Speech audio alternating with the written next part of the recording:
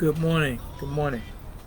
Facebook, Instagram, TikTok, YouTube channel. Thank you guys for joining me this morning for another episode of Back to the World. My brother and my sister's keeper. As we present Sonetquity Bookclub, we talk about Sonetquity Bookclub and Billionaires Roundtable Conference. Any music that you may hear in the background, we don't own the rights to. But any comments, questions, or anything that you care to share, man, hit us in the boxes down below. Let's dialogue, right? It's a beautiful Saturday. You got a hazy overcast with some clear pockets. I'm not the weatherman, man, but it looks like it's going to be a nice day. But it's going to be a hot one after 2 or 3 cold days we've had. You know, I enjoyed the cold. Last weekend, man, I was inside binging, man. I was watching this movie on Netflix by the name of The Madness. Excellent movie. What's the brother name? Dominguez. Can't think of Dominguez's first name right now, but anyway, it was an excellent movie. As a matter of fact, I called a friend of mine this morning to ask her, you know, what were we gonna binge watch today? you know, last week, man, we had a group of us in our own individual places, man. We had the fireplace burning. We watching movies, man. I'm wrapped up in a blanket, man, with some popcorn, checking it out, going between that and football. But had a great day. Again, man, it's a Saturday. I missed coming to you guys yesterday and the day before, really. Got caught up, had some busy moments, and we're just trying to get things going, man. I did a video of our warehouse, where we have our food giveaway, our food pantry and everything, where we distribute food to a lot of the different churches that are giving food out. All right, our organization, Back to the World, this is what they're doing. Then I gave you an executive summary of just what Sonetquity is all about, because many of you, we're kind of all over the place, man. And there's a reason for that, man. You got to keep in mind, I'm a guy that's practically 70 years old, and here I am. I'm navigating or trying to navigate my way through social media. It's like a person. It's like a person being born pre-invention of airplanes, and now they're up in age, man, and now they have to catch a plane to get around. You got to understand that situation is daunting. I used to sit down and talk to my father's mother. May she rest in peace. My grandmother Harriet. Her nickname was Duck. Okay. I used to sit down and I used to talk with her. And my grandfather had passed before I was able. Well, he was alive when I was born, but I was very, very, very young, and I didn't get a chance to really talk with him while he was alive. And he was a very interesting man. He had gone to the war, so he had flown on a plane. But keep in mind, a plane was invented during his lifetime, the first flight and what have you. So for him to experience that flight at that point in time, you gotta imagine. But he wasn't here for me to ask that question. And I hadn't thought about really asking anyone else, to be perfectly honest with you. But I asked my grandmother, and she had never flown, and she had never flown on a plane. And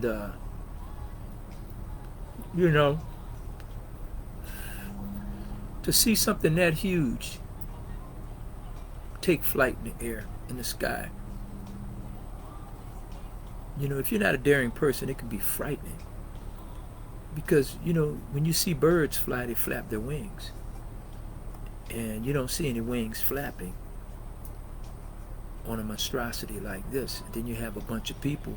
Seem like that would make it heavier, make it more difficult to fly. I don't want to make this entire podcast about flying a plane, but you get what I'm saying. You're seeing the world change before you, okay? And it's just like the telephone. You know, you're able to talk to someone in a totally different city, state, country, whatever the situation may be. But it can never be as daunting as seeing a plane take flight or witnessing it for the first time, when you know that man traveled by horse and carriage. Then man traveled by this apparatus called an automobile. And now you have something that goes in the sky and it gets you there in, you know, half the time.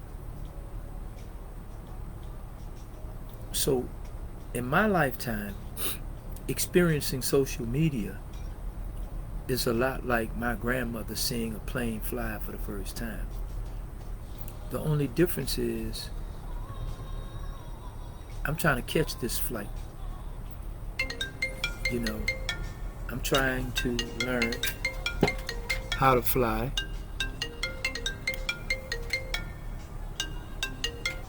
I'm trying to learn how to fly, if you will, on social media. So, experiencing making phone calls or talking to people live in real time, seeing your grandkids. No one really has to visit anybody anymore. And that's the sad part about it, because, you know, you can Amazon deliver your Christmas gifts, and then you can go to video live and watch the kids or the rest of your family open their gifts, all right? And it takes away a lot of the fun or the live atmosphere, you know, the experience and what have you, to really touch, to smell, to taste. It takes away from all that. But if you're a person that's an introvert and you're one that's kind of laid back the whole bit, then it fits your demeanor, it fits your character, and then you become used to it. And I'm telling you, man, it's not a good thing to become so used to it, because now you're taking away that human element and you're dealing with social media. So, you know, this is where we are. So this is why I have a lot of blips, a lot of goofs, and a lot of it. So grant this old man grace. If anything, give me credit for tackling this shit every day, you know? So before we get into anything else, man, I just want to tell you guys, man, again, everyone out there, man, go out and purchase your Batana oil. All right, man, this oil really is amazing, man. We have some before and after pictures, man. I just can't show them to you right now, according to TikTok and Facebook, the whole bit, because what we're trying to do, see, this is what I'm saying, I don't know how this goes, but when they're your pictures, because there are multiple companies on social media that's advertising their Batana oil, and if it's pure, it's no different from this.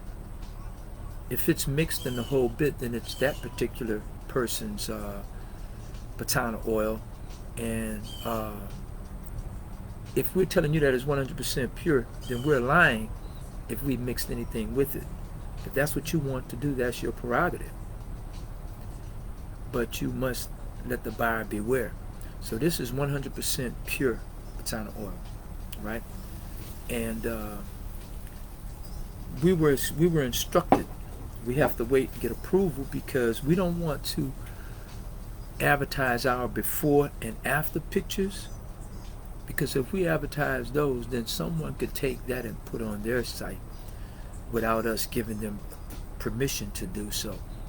And for those who are working with us and those who are all a part of our team, then on all of their different Facebook pages, Instagram pages, and TikTok pages, they can post our before and afters, and our voiceovers and everything else. There's no problem with them doing that. And we advise everyone that can share and tag and put it on their timeline. There's no problem with that. But you can't use that as your own and then ask your customers to pay, and there's a code, the whole bit, because now they're paying for our product on your timeline. And there are rules and regulations about that, and as I said, I'm learning this thing as I go.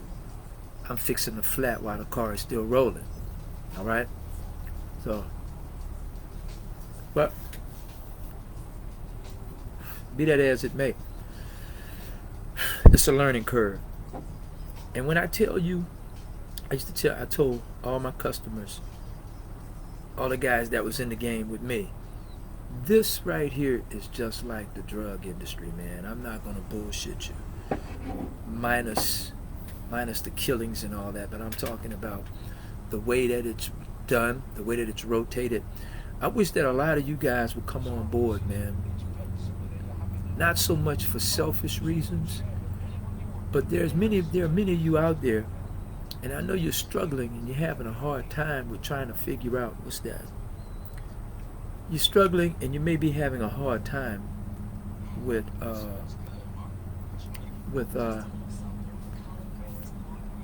finding your footing. One thing I do know is this: everybody that has been released from prison, incarceration of some type, you're coming home with a plan. I don't care if it's a plan, man. I don't care how idiotic, but you're coming home with a plan. Everyone is coming home with a plan. And oftentimes, more so than not, our plans don't go according to. Mine didn't. I've had to shift, change positions, and change directions at least 10 times. At least 10 times. There are people that I know, and I know this, there are people that are watching me. There are people that are paying attention. And I'm not talking about those three alphabet people. I'm talking about people that once knew me as, and I say this humbly, that once knew me as a business genius. Ideas when it comes to business, finances, and banking, and the whole bit. And they're watching to wait to see the moves that I'm making. And I've made some moves. Botana Oil is one of them.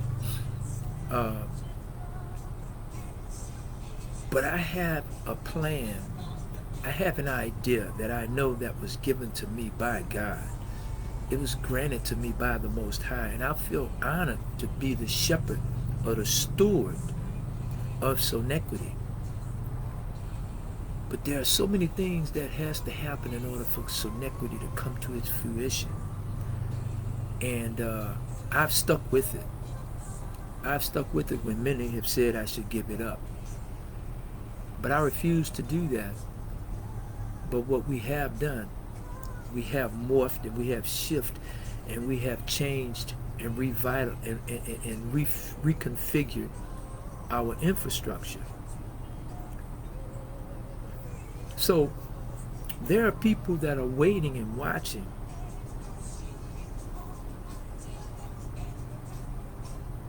for my success.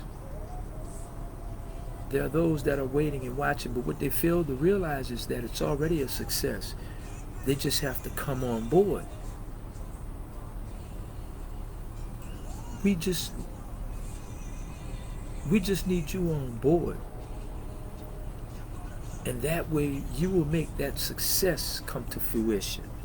The success is already there, but we just need to get it turning.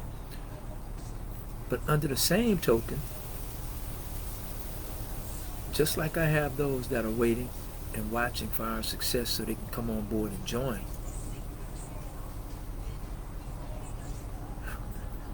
I'm not so naive to think and know that there are those that are out there too that are praying for our failure. Why? I never understood it. I always know that this type of personality, this type of thinking exists in our society and in our community more so than any. I understand the dynamics of it. I just don't know the why. I just don't know how does it satisfy a person to pray for the failure of someone else. If God gave you only so many prayers, sort of like wishes,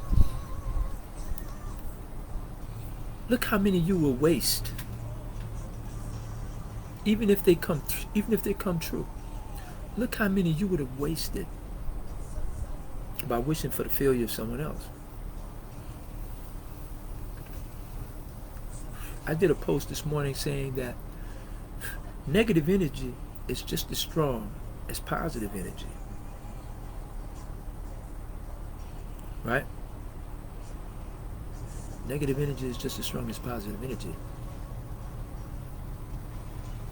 So anything that you give attention to, right, it has an energy. So if you give attention to something negative, it's going to flow that way. Equally as much as if you gave it positive attention. So you're wasting your prayers, you're wasting your energy, you're wasting your time. Right now we're talking about the Puffy and the Jay-Z situation. Right? Now, there's so much out there about Puffy until people have just already come to the conclusion and they've already executed him, right? But then you have Jay-Z. Before anything culminated or came to a head, everybody said, well, they're coming to get Jay-Z, they're coming to get Jay-Z. And they weren't saying it with a certain concern. They were saying it with a certain disdain. They were saying it like they were glad that it was going to happen. And even though in this country the laws say that you're innocent until proven guilty, and it crushes me every time a black person would just automatically assume somebody's guilty. When you're wishing that they're found guilty by the same court or the same jurors that will treat you the same way. And now you want the double standards. You want that right. You want the innocence until proven guilty. Why not give everybody their day in court? I couldn't tell you how it go. I couldn't explain it to you. You'd have to experience it for yourself. When you sit before that judge in that black robe, and those 12 jurors, those 9 jurors rather, in a box, plus an alternate. Let me tell you something. You have a pain deep down in the pit of your stomach. Your head is spinning. There are things that are going on and things that are being said about you. And you don't have a clue of who they're talking about because they're all lies. Now you're wishing for a fair trial. Now you're wishing and hoping for a fair juror. Okay? But when you're a juror, even an attorney, to see to it that the Constitution is carried out and that person as a defendant is given a fair trial, they don't have to like their client. A juror can sit there and listen to you and listen to them talk about you. All of your escapades, all of your dalliances. They can listen to all of this. But then they can still find you innocent of the evidence, innocent of the charges. We have to be able to separate that way. You have to be able to separate. You can't go into every situation being led by your heart. Sometimes you have to put thought into it.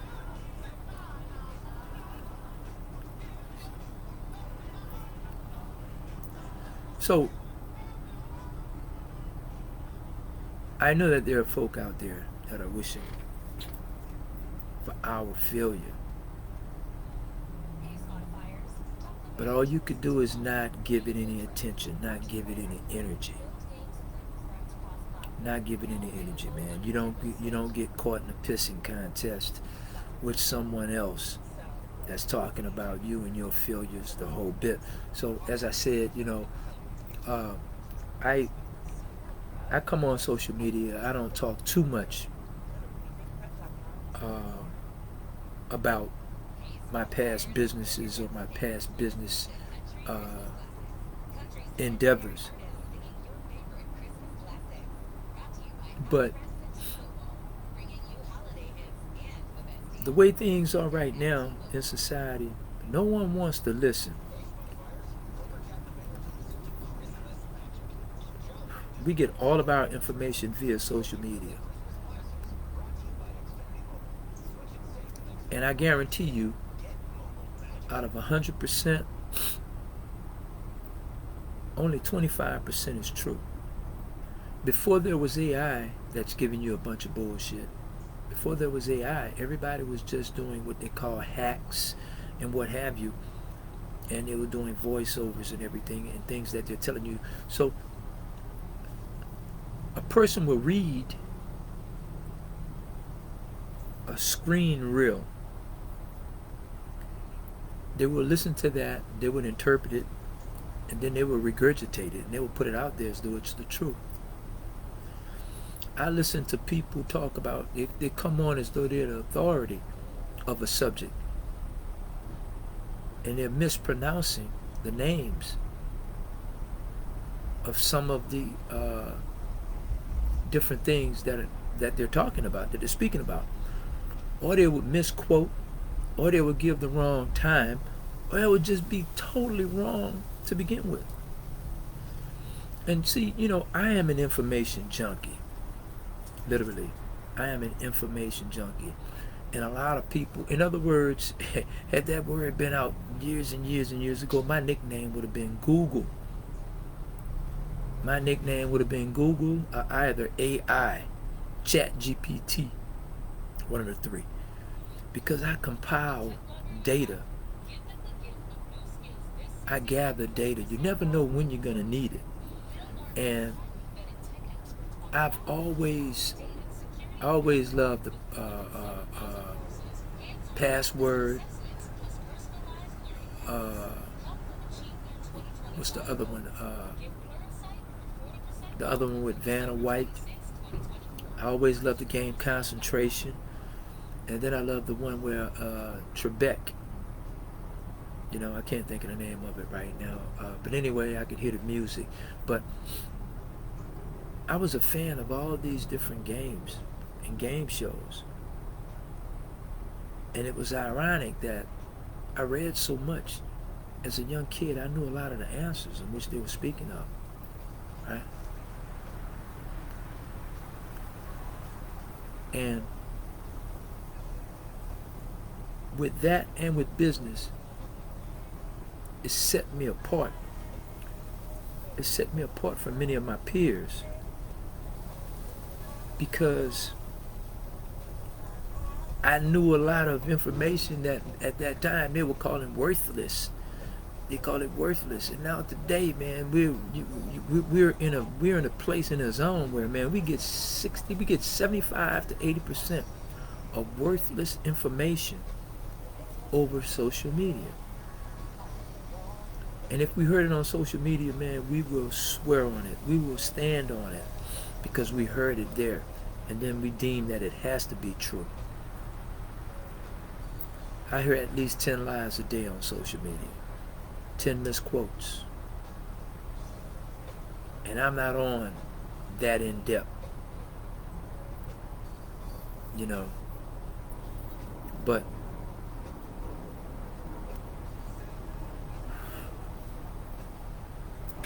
we should be, and we are as a whole, we should be some of the most compassionate people on this earth. Because we had to be. Through our travails, through our travels, we've had to be passionate. Because our passion and compassion, it leads to our resilience. Our resilience leads to our survival. Our survival leads to our flourishing. Our flourishing leads to our success.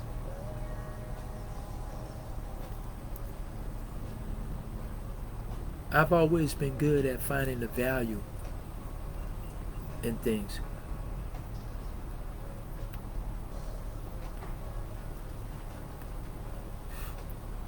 I've always been good at monetizing. I understand social media and what it has to offer, what it has done to us, what it's doing to us, and what it's gonna do to us. So in depth, it's very difficult for me to explain. And but I understand it. And when I try to articulate it to some of my younger relatives and friends and business associates, they can't get it in real time. They always see it after horses left the barn. They see it later on. That is frustrating. That is frustrating when no one takes your words serious anymore. When no one understands the way that you think. Right? When you've seen something happen repetitiously, you know the next move. I can remember listening to a guy was talking about, they did an interview with Kobe Bryant. And Kobe Bryant was talking about one of the most difficult persons for him to defend. Right? And he was saying that it was Stephon Curry. He said that it was Steph Curry. So they asked, why was Steph so hard or so difficult for him to defend? And Kobe says, because he's constantly changing his rhythm. You can't really lock in on his rhythm, right? So that basically means that life is rhythmic. Your heartbeat, that's why they say you have an irregular heartbeat. If your heartbeat is irregular, that's meaning that it's not beating to the timing that it normally beats, or that a heart should beat, right? So your heartbeat is irregular. So you have, when it comes to basketball, a guy may dribble cross, then he'll take off. Well, if you're defending him and he constantly go 1, 2, 3, he's gonna either burst left or he's gonna burst right. So you stand back and you tail and you watch to see what happens and what he does next. So you understand how to attack that, right? But if a person is constantly changing up their rhythm the whole bit, you cannot grasp it. But if you watch something or someone long enough, you will understand and you will catch on to their timing. You will catch on to how they dribble and how they switch up in the whole bit, and you'll know how to defend them at that point, right? Well, that's how it is with life. And when you watch, and I look at what happens over social media on a regular basis, daily.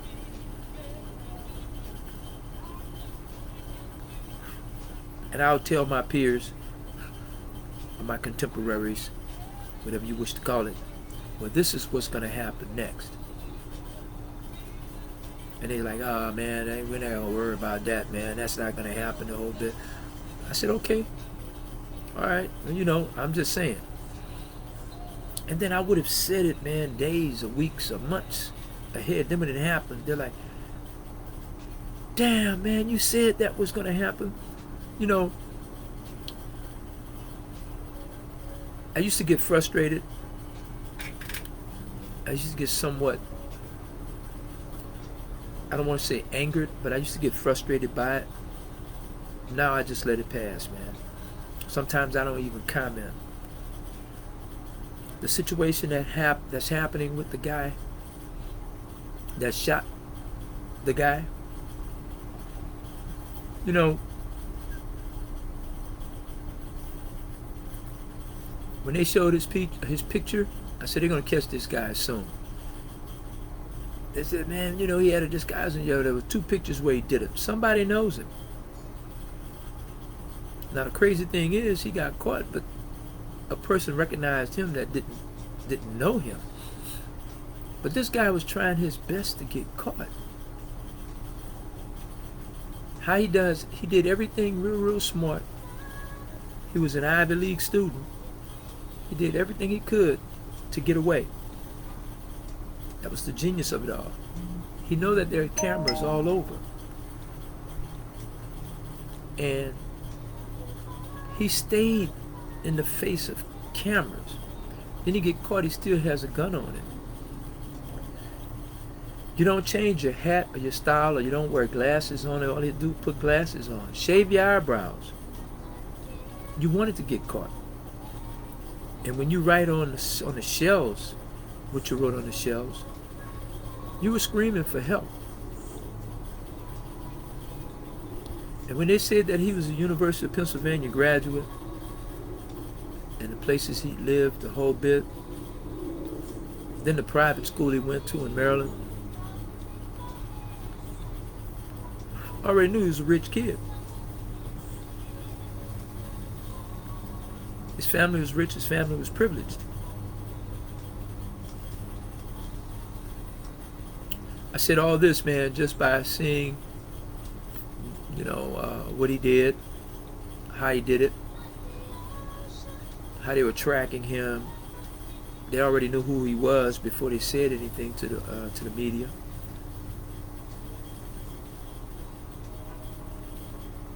But you go to a McDonald's,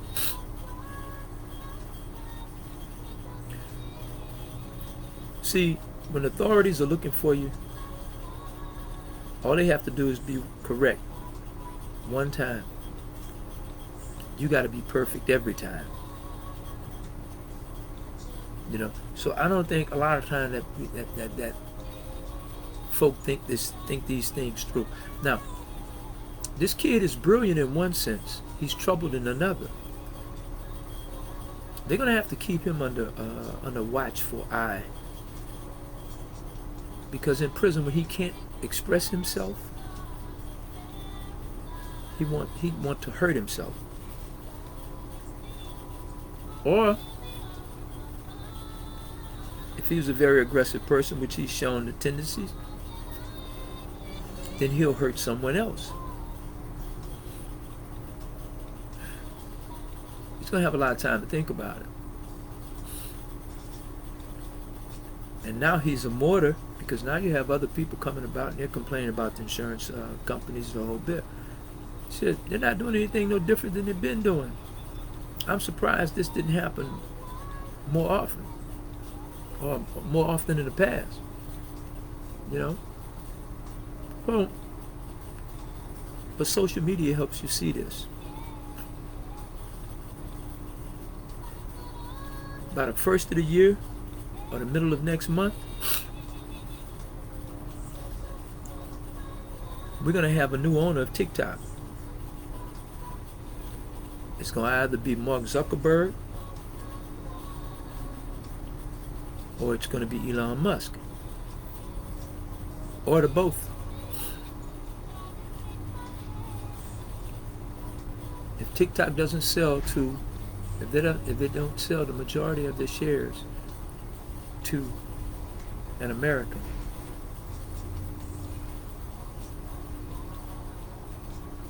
Elon Musk, Jeff Bezos, or Mark Zuckerberg are going to announce within the next month that they have a social media platform that's identical to TikTok. Watch what I tell you. Right? But I digress when I was telling you that this is a lot like the drug business. And that's why I want a lot of my friends, my ex-cohorts, to come on board, because we can make this a major, major, major win for us, for our families, individually. Let me tell you how so much this is just like the drug business. First of all, it's made in a foreign country, right? Second of all, they have to chop down the trees and the plants and everything in order to process this. They have to cook it. They have to let it simmer. They have to pack it. They have to pour it in a paste. It turns to a paste. It's oiled, then it turns to a wax, right? And then it's 100% pure. But you could cut it to whatever level that satisfies you for whatever your purpose for use, right? And it comes from South and Central America, okay? But that's not all. What else is, you can make a heck of a lot of money and you can apply the same strategy that you apply to the drug business, right? That's 1 and 2. But the third one, this is the one that gets me. See, when we were in the drug business, every year around this time, you will get an abundance of merchandise shipped right after Thanksgiving. After Thanksgiving, man, they're going to pile it on over here. Why? So it can already be stateside. You can already have availability, right? And if you miss that window, then by the 15th of December, which is what? Tuesday. By the 15th of December, they're going to shut down the market. I had someone ask me, well, why do they shut down? They shut down because that's a control factor. They have to. They celebrate Christmas too, so they're going to shut down from January 15th, from December 15th to January 15th. Can't get any work, guys. These farmers do the same thing. So, if you're looking to purchase your Patana oil, we're well stocked. And I think we can make it for the month. But you would want to purchase your Patana oil right now. Okay? It's going.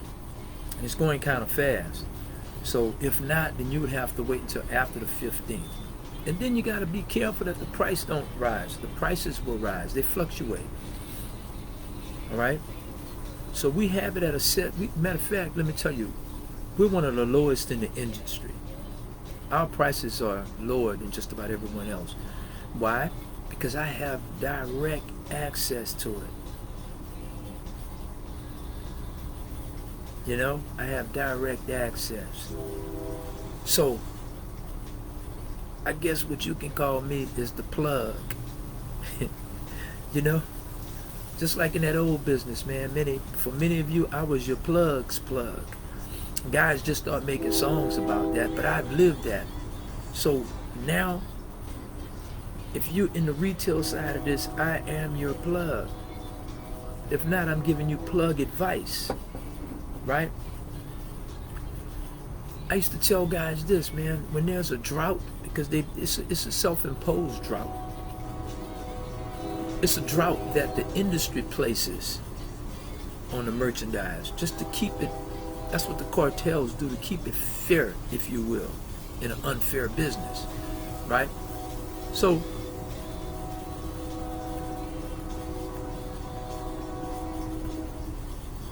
I used to tell a lot of my clientele, a lot of my customers, I said, hey,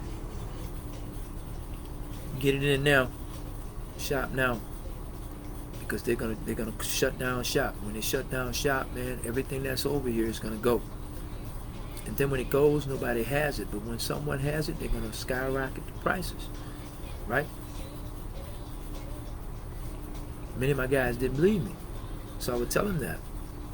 And then I tell them what's gonna come next. What's gonna come next is this: one or two things. You're gonna have people that's gonna lie to you and tell you that they have it, and then when you show up, they're gonna rob you. Or two, you're gonna have those that'll tell you that they have it, and when you go to score at a time when no one else is working, now you're gonna get arrested. So three things happen in that scenario.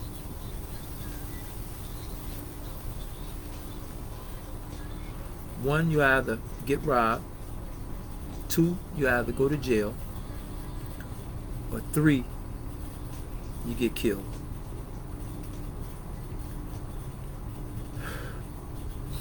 On my watch, and this is crazy, but it just tells you how long I've been in it. On my watch, this has happened maybe 4 or 5 times. I've had some guys that'll give me their money and let me hold on to it so that as soon as we get it, they can be some of the first ones to get to work. I'm not going to shop around when there's a drought, man. I'm going to take a vacation. I'm going to travel. I'm going to do something. I'm going to move around. Because a lot of people would have mismanaged their monies, and they spent a lot of monies while the birds were flying. But when the birds landed, and they had got accustomed to living a certain lifestyle, now their money's going fast because of those expenses. And how do I know this? Because I experienced it my first time in the business, right? So I've had guys to let me hold their monies, and then they're calling me every day. Man, what are they gonna? I said, dog, they're not gonna deliver anything, man. I said, look, whenever something lands, they're gonna let me know. But I got your money secure. I got your money secure. A couple of them came back to get their money. One guy came to get the money, and he went out of town, and he got robbed. He got robbed. Second one came and got his money, and he got arrested. I tried to tell him to wait, hold off, but he had expenses, so he had to just do something. So he came and got the money, and when he went to go and score, the people that he had been negotiating, undercover cops, undercover feds. The third guy,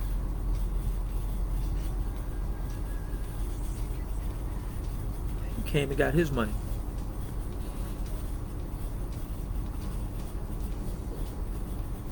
And I'm sorry to say that, may he rest in peace.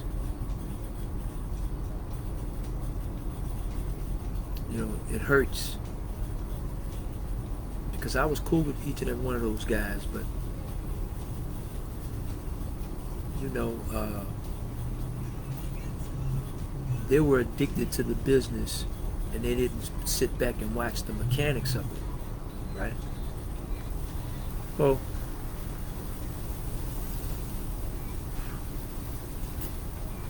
and you can't say that I did not warn each and every one of them.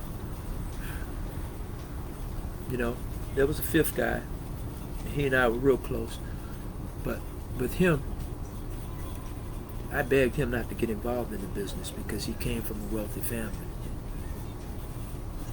But he didn't listen. He jumped in with both feet. See, he was already wealthy, so he already had a superiority complex. He already had a God complex because he came from money. So he didn't have the clout. He didn't have the street. He didn't have the street reputation. Oh. He jumped into business with both feet.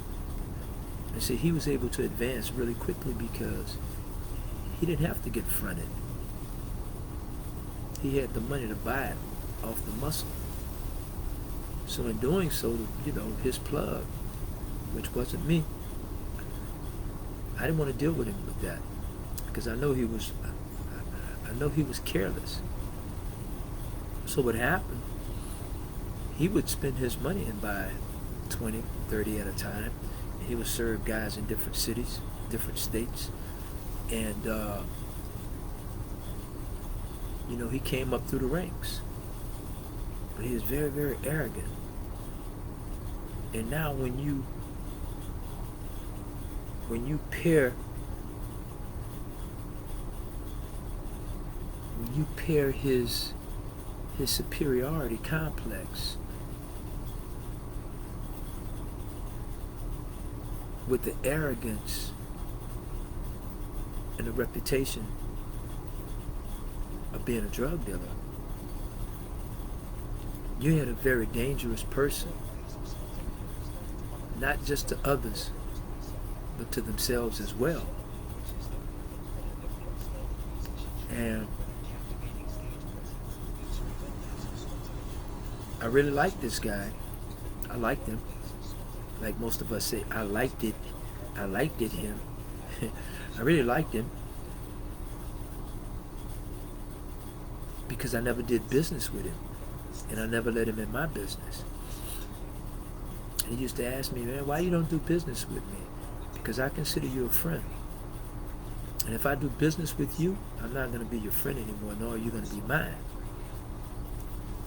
So he got involved, man, and he started traveling to different states, meeting women, treating them. He started meeting women and treating them fair. I mean, you know, free-hearted, giving them money and stuff.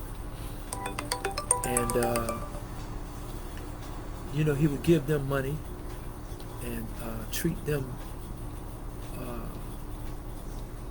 you know, as objects or what have you. And this one young lady, she set him up, right? And when he came to town, man, you know, he was murdered. I can't see whoever this is here. Let me. Yeah, when he came to town, he got murdered, man. So that was a sad thing. And it's so crucial, you never want to say, I told you so. You never want to say that, man. So it hurt till this day that he went that way. And it was his arrogance. It was his callous. And he made such a big showing in that city, and he brought so much attention to himself. And this young lady is from that city, and she had a reputation of dealing with guys in the street. And those guys saw her with him, and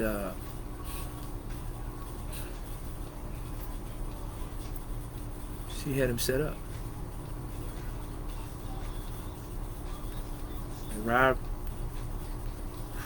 They robbed and killed him. So this here has all the wealth benefits. It has all of the benefits for hair growth. Everything that it's claimed to do, it does, ladies and gentlemen. And it also takes a break for the Christmas holidays. So, you know. Hello, Moto. So, you know, these are things that we must consider. As you can tell, my phone is starting to ring, so it's 12 noon. Everybody's reaching out, man. Everybody's awake, so okay. I got a recurring phone call. You know.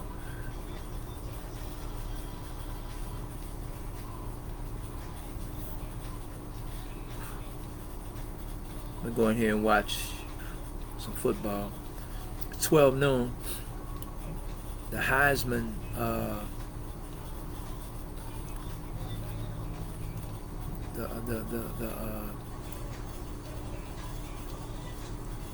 the Heisman Award may have already been given. I'm not sure. I wish the young kid Hunter, Travis Hunter. I hope that young kid win.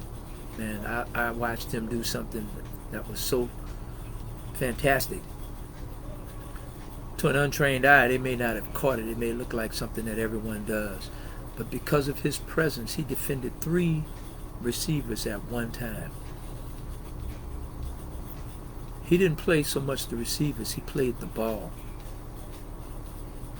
And because of his presence, he moved towards each receiver, causing the quarterback to change up. And at the last minute, when the quarterback threw the ball, he left one receiver and made it to that other receiver before the ball got to him, and he intercepted that ball. I watched a couple of games, man, where he caught touchdowns and he danced in the end zone the whole bit. And he made some phenomenal catches. But when I watch him cover 3 men in a space and then play the ball, he's something special. I think he's going to go in as a receiver because they make more money. But he's a phenomenal cornerback.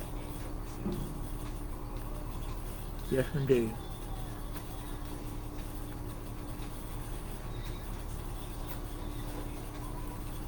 So, that's it for me today, man. There's so much I can talk about, man. From politics to business to life in general. But, man, stay tuned.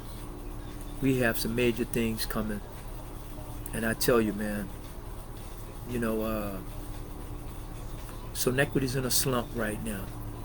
But, man, you can rest assured we're climbing our way out of it. Many things are starting to come our way. So just stay tuned. Come be a part of it. And if there's any of you out there that has the experience at spearheading a book club, man, inbox me, please. Any of my TikTokers, my Instagrammers, or my Facebook people, man, you know, DM us, and I'd like to discuss things with you and discuss the possibility of you joining us, not so much as an employee, but as a partner, okay? And you will be rewarded for your services, if you will, right? And again, it's a process. My partners and I, we've done the heavy lifting. We've had the infrastructure built. We have our distributors in place. We have our system in place. We have everything in place. All we need is you to guide us in. I spoke with a cousin of mine, and she's interested. We need as many people as possible, and we just need you to host our book club, our social media presence, things of that nature. We're going to have marketing, and you're going to have a marketing team as well. So these are the things that we're going to put in place, and we want you to be a part of it. So thank you guys for spending this little time with me today, and I hope to talk to you again in the coming weeks. In the event we don't, and you have a blessed Christmas and a happy and a fruitful new year. Okay? Peace.